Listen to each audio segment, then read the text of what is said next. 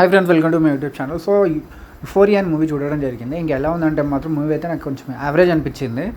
యాక్చువల్గా ఈ average feeling కూడా రాకపోతుండే. యాక్చువల్గా మూవీ బాగానే వెళ్ళింది అనమాట. బాగానే స్టార్ట్ వెళ్ళి ఇంటర్వెల్ వరకు బాగానే ఉంది. సో ఇంటర్వెల్ తర్వాత కొంచెం డిసప్పాయింట్ చేసింది అనమాట. కానీ క్లైమాక్స్ ఒక 10-15 మినిట్స్ డీసెంట్ ఉంది.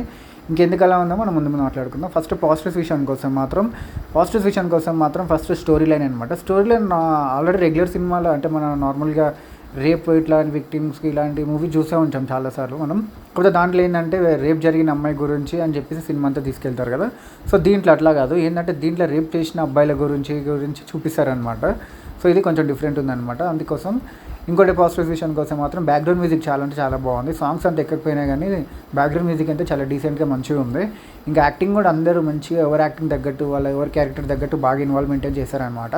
అసలుకి మనకేంటంటే వాళ్ళ యాక్టింగ్ చూస్తుంటే మనకి ఏదో వాళ్ళ ఫీల్గా అనమాట. మన వాళ్ళ యాక్టింగ్ చేస్తున్నట్టు ఏదో రియల్గా చూస్తున్నట్టు అంత ఫీలింగ్ వచ్చేస్తుంది. భూమిక గారి యాక్టింగ్ కానీ, గౌతమ్ వాసుదేవ్ గారి మీనింగ్ యాక్టింగ్ కానీ బాగుంటుంది. ఇంకా ఫ్రెండ్స్ లాగా యాక్టింగ్ చేసిన 5 స్టూడెంట్స్ ఉంటారు. వాళ్ళు కూడా యాక్టింగ్ చాలా బాగుంటుంది. ఫస్ట్ హాఫ్లోనేమో కొంచెం టీనేజ్ లాగా కనిపిస్తారు. సో కొంచెం సెకండ్ హాఫ్లో కొంచెం ఒక అడల్ట్ అంటే పెద్దవాళ్ళలాగా కనిపిస్తారు అనమాట. ఆ ట్రాన్స్ఫర్మేషన్ అది కూడా అంతా చాలా బాగుందన్నమాట. ఇంకా సారా అర్జున్ గారు కూడా ఉన్నారు. తను అంటే మూవీలో ఎక్కువసేపు ఉండరు, ఉన్నంతసేపు కూడా చాలా యాక్టింగ్ చేశారు.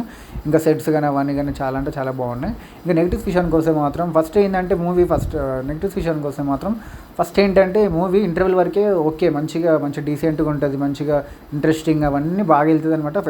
ఇంటర్వెల్ సీన్కి మనకి ఏదో క్లైమాక్స్ చూసిన ఫీలింగ్ వస్తుంది అనమాట. ఓ మూవీ అయిపోయినట్టు ఫీలింగ్ వచ్చేస్తుంది. అంటే ఇంట్రెస్టింగ్గా ఉంటుంది. ఫస్ట్ హాఫ్ మొత్తం మనకి చూస్తుంటే ఇక ఇంటర్వెల్కి వచ్చేసరికి ఏదో క్లైమాక్స్ చూస్తున్నట్టు సినిమా అయిపోయినట్టు అనిపిస్తుంది అనమాట. అంత బాగుంటుంది. ఇక సెకండ్ హాఫ్ ఎట్లా తీసుకెళ్తారు వీళ్ళు, ఫస్ట్ హాఫ్కి అయిపోయింది ఇక సెకండ్ హాఫ్ ఇంకేం చూపిస్తారా అని అనుకుంటాం. సో సెకండ్ హాఫ్ కూడా మంచిగానే అనిపిస్తూ ఉంటుంది. కాకపోతే కొంచెం డల్ అవుతుంది.